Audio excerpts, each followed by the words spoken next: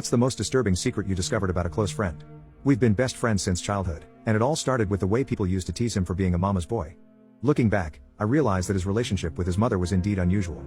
As we grew older and started dating, he began making strange comments about his mom.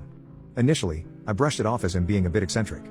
Over time, his obsession with his mother's physical attributes became more apparent.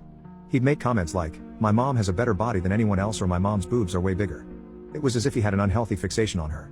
Throughout our childhood and adolescence, I never saw him in a real relationship with a girl. He'd talk to them, but he never pursued anything beyond that until he got married. Then, during a recent weekend, his wife confided in me that she despised when he went on what he called family trips with his mother.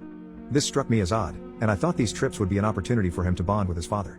To my surprise, she told me it was just him and his mother every month or so, and the frequency increased as their marriage progressed. Curious, I broached the topic with my friend, trying to keep it lighthearted and non-confrontational. Unfortunately, he became agitated and defensively asked if I thought he was involved in something inappropriate with his mom. He scoffed at the idea, but his reaction seemed insincere. Following that awkward conversation, my wife and I, along with his wife, decided it was essential to address the situation. We wanted to approach it delicately and discuss what was happening. However, when the time came to talk, his wife went straight for the jugular. She attacked him with questions and accusations, completely disregarding our initial plan. I was frustrated, but it was her marriage, and I couldn't intervene. The confrontation escalated quickly, and my friend's wife accused him of lying, as she claimed he exhibited physical cues when he was being dishonest.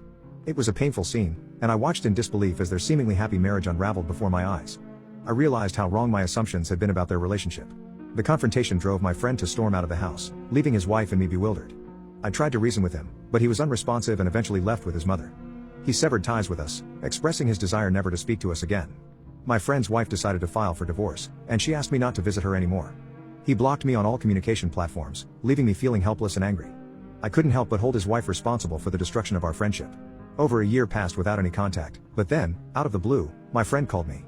He asked to meet at our usual hangout, and I agreed. When we met, he looked terrible, and I embraced him, apologizing for the accusations and reiterating my support. We cried and talked, and that's when he confided in me about the abuse he had suffered from his mother.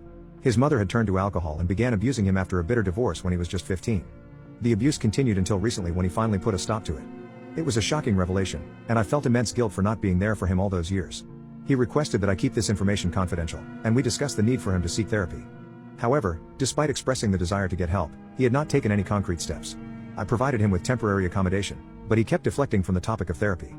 He seemed to prioritize getting his life back on track and finding employment over addressing his past trauma. I'm unsure about the right approach to encourage him to seek help, and I'm concerned that I may be rushing him.